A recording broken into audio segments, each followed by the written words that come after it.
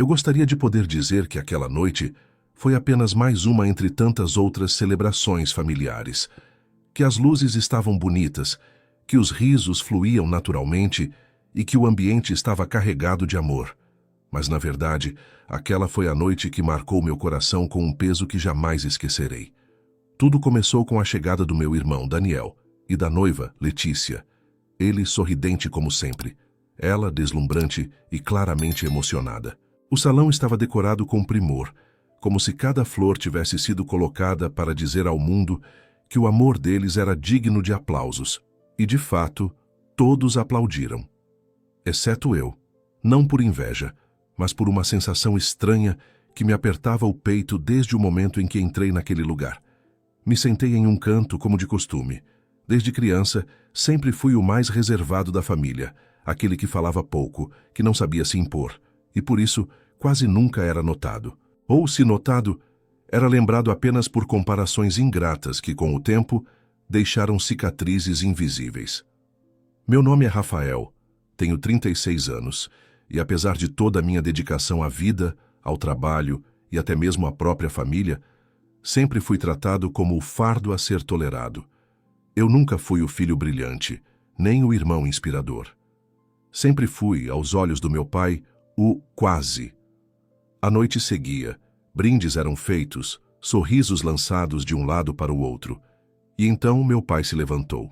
Pegou o microfone com firmeza, enquanto todos silenciaram imediatamente. A expectativa era grande. Afinal, ele sempre fora um homem de presença, alguém que fazia questão de ser ouvido, mesmo que muitas vezes suas palavras ferissem mais do que acolhessem. Boa noite a todos. Hoje é um dia especial, não apenas para o meu filho Daniel, mas para mim também. Porque hoje eu posso dizer diante de todos vocês que este aqui... Ele apontou para o Daniel com orgulho nos olhos e um sorriso cheio. É o maior orgulho que eu tive em toda a minha vida. Aplausos surgiram ao redor. Pessoas emocionadas, sorrisos genuínos. Mas então, algo mudou no tom da sua voz. Seu olhar vagou até mim. Ele me encarou por longos segundos. Eu não entendi, estava confuso. Até que ele continuou. E aquele ali, disse agora apontando para mim com a mesma mão, é o peso que eu vou ter que carregar para o resto da vida. O silêncio foi imediato, como se o ar tivesse sido sugado de dentro do salão. Eu congelei. Senti minha alma descolar do corpo. Por um momento, desejei que aquilo fosse apenas um pesadelo, do qual eu acordaria com o coração acelerado, mas aliviado. Mas não. Era real. Era cruelmente real. Todos os olhares se voltaram para mim. Alguns surpresos, outros constrangidos. Alguns tentaram sorrir como se quisessem abafar o clima pesado. Outros desviaram os olhos com vergonha por mim. Meus olhos arderam, mas me recusei a chorar na frente deles. A vergonha me invadiu com uma força devastadora. Levantei-me lentamente, tentando manter a dignidade que ainda me restava. Cruzei o salão em silêncio, ouvindo apenas o som dos meus próprios passos e o eco daquelas palavras absurdas martelando dentro da minha cabeça. Quando alcancei a porta, ouvi alguém me chamar. Talvez minha tia ou um primo, mas eu não olhei para trás. Saí dali com o coração em pedaços. Naquela noite, não voltei para casa. Fiquei em um hotel barato no centro da cidade. Não consegui comer, tampouco dormir. Passei horas olhando para o teto, tentando entender o porquê. Por que um pai seria capaz de envergonhar um filho daquela forma? Por que eu era visto como um peso? O que eu havia feito para merecer tamanha rejeição? Lembrei de todas as vezes que pedi ajuda e fui ignorado. De quando decidi seguir carreira como professor, e ele disse que aquilo não era profissão para homem. Das vezes que economizei cada centavo para ajudá-los em casa, sem nunca receber um obrigado. E principalmente lembrei do dia em que minha mãe adoeceu, e eu fui o único a cuidar dela até o último suspiro. Nem isso foi suficiente para mudar o olhar do meu pai. 3 dias se passaram desde aquele desastre. 3 dias em que eu não atendi o telefone, nem abri mensagens. Precisei desse tempo para entender se ainda havia algo dentro de mim que valia a pena ser resgatado. Foi então que, na tarde do 3º dia, O celular vibrou novamente. O visor marcava pai. Ele havia ligado dezenas de vezes. Mas agora havia mensagens também. Algumas de raiva, outras de cobrança. Ele queria saber o porquê da minha atitude infantil ao sair da festa. Dizia que eu o envergonhara diante dos convidados. Reclamava da minha ingratidão. Ingratidão, a palavra me cortou. Respirei fundo. Havia algo dentro de mim que mudara. Um ponto de ruptura silencioso, mas definitivo. Não era mais só dor. Era indignação. E a partir daquele momento, eu sabia que não poderia mais seguir sendo o mesmo Rafael de sempre. Eu precisava fazer alguma coisa. Mas o quê? O que acontece quando, ao deixar um lugar por não caber nele, você descobre que o verdadeiro lar talvez nunca tenha sido ali? Eu ainda não sabia, mas uma nova história estava prestes a começar. O silêncio. Não o silêncio reconfortante de um fim de tarde, mas aquele tipo que pesa no ar como um manto de chumbo. Foi esse o som que me acompanhou durante os 3 dias seguintes, aquela noite em que deixei a festa de noivado do meu irmão. Lembro-me de ter fechado a porta do hotel atrás de mim e ter sentido pela primeira vez em muito tempo um leve sopro de alívio. Ainda que o quarto fosse pequeno e sem conforto algum, ali, ao menos, eu não era apontado, comparado, nem desmerecido. O telefone, no entanto, não parava. As ligações vinham uma atrás da outra, e todas tinham o mesmo nome no visor: pai. Não atendi. Não conseguia. A lembrança da sua voz ressoando no salão diante de dezenas de pessoas, ao dizer que eu era um peso, o peso que ele teria de carregar por toda a vida, ainda ecoava na minha mente com uma nitidez cruel. Aquilo não foi apenas uma frase impensada, foi a verdade nua e crua sobre como ele sempre me viu. E agora, exposta diante de todos. Na segunda noite, sentei à beira da cama e abri o álbum de fotos antigo que ainda guardava no meu celular. Buscava qualquer vestígio de carinho, qualquer lembrança que contradissesse o desprezo que eu sentia agora tão evidente. Encontrei uma foto de infância, eu e Daniel sentados no colo da mamãe, sorrindo com um brinquedo nas mãos. Ela era o equilíbrio da nossa casa. Sua presença amenizava a dureza do meu pai, e seu afeto era, muitas vezes, tudo que me impedia de me sentir invisível. Mas desde que ela se foi, já fazem quase 6 anos, algo dentro da nossa família se partiu de forma irreversível. A ausência dela fez o pai, que já era ríspido, se tornar mais duro. E eu me tornei ainda menos importante. Enquanto Daniel crescia sob os aplausos do meu pai, sendo exaltado por cada conquista, eu era medido por padrões inalcançáveis. Quando passei em um concurso público para lecionar em uma escola estadual, ele sequer compareceu à cerimônia. Disse que ensinar era coisa para quem desistiu de crescer.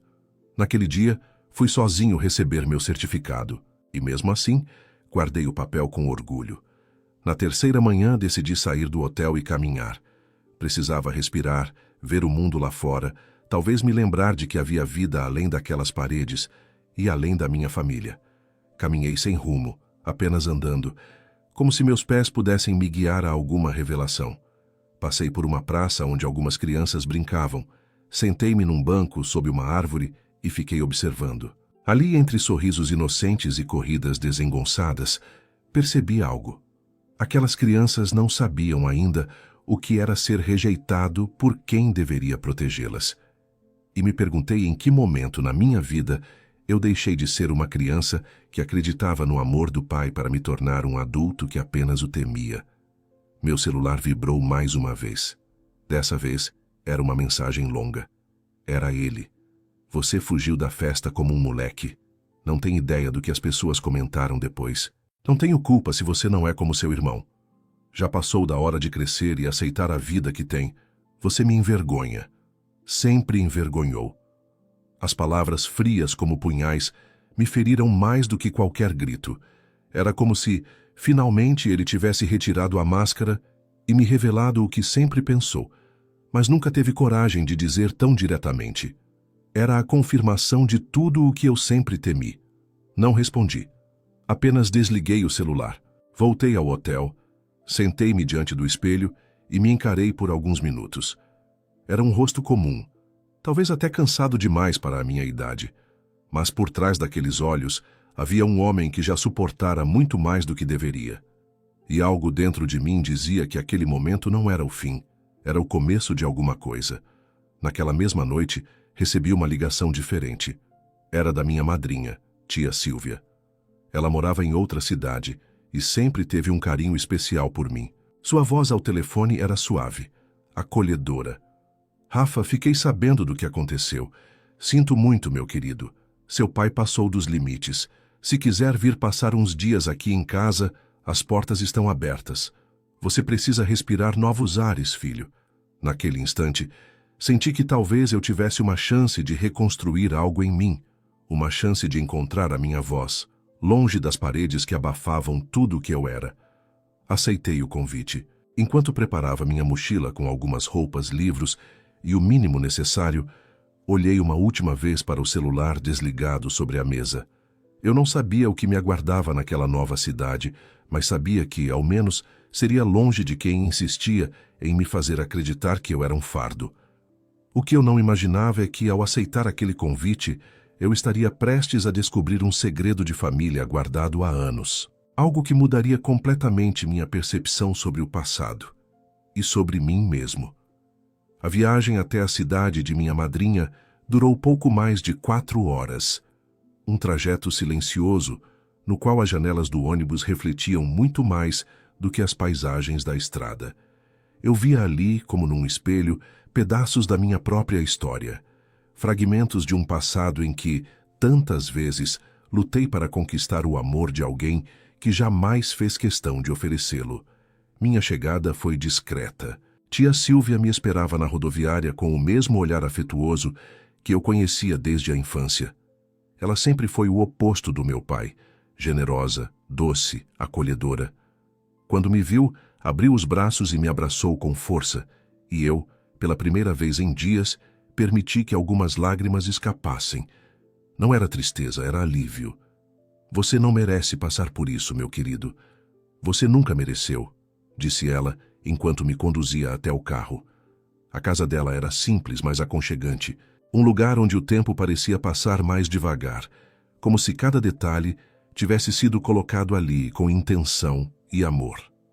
No quarto que ela preparou para mim, havia livros sobre a mesa, uma manta dobrada com cuidado aos pés da cama e um bilhete escrito à mão. Você é muito mais do que te fizeram acreditar. Nos primeiros dias tentei reorganizar meus pensamentos. Andava pelos arredores da cidade, visitava a biblioteca local, ajudava minha tia com pequenas tarefas. Era um ritmo diferente de tudo que eu conhecia, e estranhamente confortante. Aos poucos fui me permitindo respirar, refletir, reorganizar meus sentimentos. Mas nem todo silêncio é sinal de paz. À noite, quando deitava para dormir, os pensamentos voltavam com força. A imagem do meu pai, o som da sua voz naquele microfone, o olhar indiferente do meu irmão, tudo retornava como ondas contra uma rocha, insistentemente. Comecei a me perguntar, será que eu era mesmo o peso que ele dizia? Essa dúvida, silenciosa e corrosiva, ameaçava tudo o que eu estava tentando reconstruir. Foi então que decidi que não podia apenas fugir. Eu precisava entender. Precisava resgatar minha história de alguma forma do meio daquele caos. Em uma tarde nublada, sentei com minha tia na varanda. O cheiro do café fresco preenchia o ar e o vento balançava suavemente as cortinas. Era o momento ideal para fazer a pergunta que há dias me ardia na garganta. Tia Sílvia, por que o meu pai sempre me tratou assim? O que foi que eu fiz de tão errado? Ela pousou a xícara sobre o pires com delicadeza, mas não respondeu de imediato. Seu olhar se perdeu por alguns instantes no horizonte, e então, respirando fundo, ela começou. Rafael, seu pai sempre teve dificuldade de demonstrar sentimentos. Desde jovem, era um homem duro, fechado, inseguro. Mas há coisas que você não sabe, coisas que talvez expliquem, não justifiquem, essa forma dele de agir. Sentei-me mais ereto. O ar parecia ter ficado mais denso. Você lembra da época em que sua mãe adoeceu? Ela perguntou. Assenti com a cabeça. Foi um período difícil para todos nós, mas principalmente para ela. Seu pai, ele não soube lidar com a possibilidade de perdê-la. E quando isso aconteceu, ele se quebrou por dentro. Só que, ao invés de buscar ajuda, ele se fechou ainda mais e despejou toda a frustração no lugar errado. Em mim? Sim, porque você era o mais próximo dela. Você era o reflexo da ternura dela. E ele não suportava lembrar do que havia perdido. Ver você era para ele como ser confrontado todos os dias com o amor que não soube preservar. As palavras da minha tia me atingiram com a força de uma avalanche. Por um momento fiquei sem reação. Aquela perspectiva nunca havia me ocorrido. De certa forma, fazia sentido. Eu sempre fui mais próximo da minha mãe. Ela me escutava, apoiava meus sonhos, estava presente em cada detalhe. E meu pai, talvez por orgulho ou medo, nunca soube competir com aquele tipo de amor. Mas há mais uma coisa que você precisa saber, continuou minha tia, olhando-me nos olhos. E isso, Rafael, talvez mude tudo. Meu coração acelerou. Pouco antes de falecer, sua mãe me fez prometer que guardaria um envelope. Disse que um dia, se as coisas tomassem o rumo que ela temia, eu deveria entregá-lo a você. Está comigo até hoje. Nunca abri. E acho que agora é o momento. Levantou-se e entrou na casa. Voltei a sentir aquele frio na barriga. Era como se o destino estivesse prestes a me revelar algo que havia sido encoberto por anos. Algo que poderia virar minha vida de cabeça para baixo. Ela retornou com uma caixa de madeira pequena, envelhecida pelo tempo. Dentro dela havia um envelope amarelado com meu nome escrito à mão. O caligrafia era dela. Reconheci na hora. Tremia ao segurá-lo. Posso abrir? Perguntei com a voz embargada. Ela assentiu. Com cuidado rompi o lacre e retirei uma folha dobrada. Era uma carta. E já nas primeiras palavras, compreendi que estava diante de algo muito maior do que eu imaginava. Meu querido Rafael, se você está lendo esta carta, é porque algo aconteceu. Talvez a distância entre você e seu pai tenha aumentado. Talvez ele tenha esquecido quem você é de verdade. Mas eu não esqueci. E há algo que preciso contar. Algo que escondi para proteger você, mas que agora precisa vir à tona. A leitura foi interrompida pelo som de uma batida na porta. 3 pancadas secas. Minha tia se levantou assustada. Fomos até a entrada. E ao abrir, dei de cara com algo que eu jamais poderia imaginar. Quem estava ali diante de mim era o Daniel. Seu rosto não era o mesmo de sempre. Ele não estava sorrindo. Trazia nos olhos um peso diferente. Algo estava errado. Muito errado. Ele estava ali, parado na soleira da porta. Daniel. Mas não era o Daniel confiante, sempre pronto para ser o centro das atenções. Não era o irmão radiante do anúncio de noivado, nem o filho adorado pelo nosso pai. Diante de mim, havia um homem com os olhos avermelhados, a postura desfeita e a respiração entrecortada. Por um momento pensei que ele fosse recuar, mas não. Ele entrou sem pedir permissão, e logo depois a porta foi fechada atrás de nós com um estalo seco. Precisamos conversar, disse ele em voz baixa.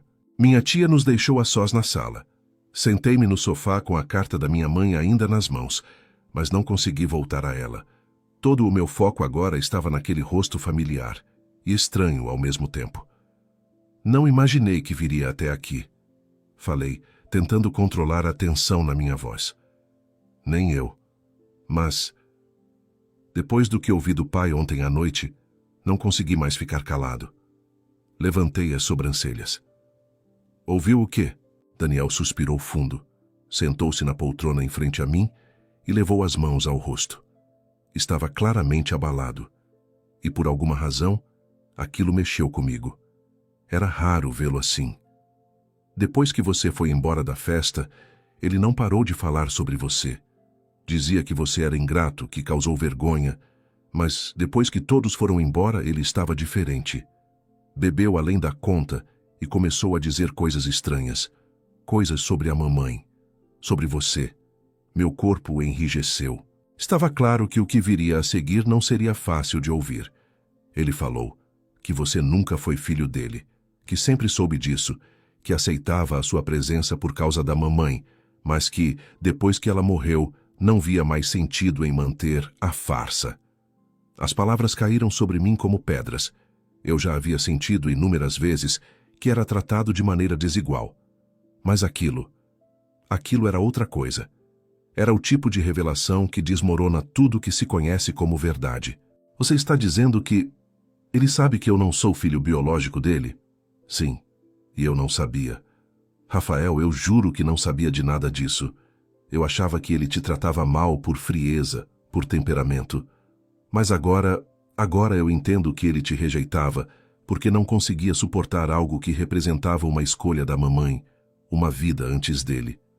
Me levantei devagar. A carta, as palavras da minha mãe ainda ecoavam em mim. Já algo que escondi para proteger você, mas que agora precisa vir à tona. Abri o envelope por completo. Continuei a leitura enquanto Daniel aguardava em silêncio. Rafael, quando eu te tive nos braços pela primeira vez, soube que minha vida havia mudado para sempre. Você foi fruto de um amor verdadeiro, mas que não pôde florescer. Seu pai biológico era um homem bom, honesto, mas, infelizmente, foi levado cedo demais por um acidente trágico. Conheci seu padrasto, o homem que hoje chama de pai, pouco tempo depois. E ele aceitou me acolher, mas nunca verdadeiramente acolheu você. Eu silenciei, com medo de que ele os afastasse. Talvez eu tenha errado ao não contar antes, mas queria proteger seu coração. E espero com todo o meu amor que você jamais confunda isso com abandono. As palavras da minha mãe se embaralharam diante dos meus olhos marejados. Uma mistura de alívio e desorientação tomou conta de mim. Finalmente eu compreendia o motivo da rejeição, a origem do desprezo. Eu nunca fui o filho que ele quis, porque para ele eu nunca fui seu filho. Então é isso, falei, encarando Daniel. Durante toda a minha vida, eu fui apenas uma presença tolerada. Um lembrete incômodo de algo que ele não conseguia perdoar. Daniel assentiu com pesar. Aproximou-se, sentou-se ao meu lado. Ficamos em silêncio por alguns instantes. Era como se estivéssemos digerindo anos de uma mentira silenciosa.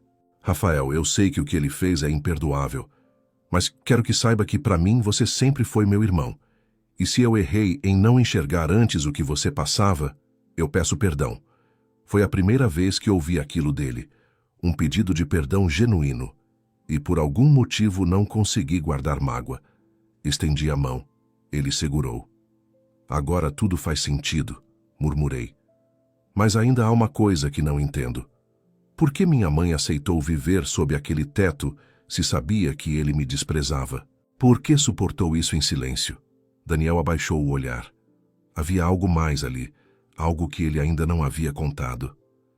Rafael, eu não vim só para confessar o que ouvi. Tem outra coisa. O pai, ele está internado.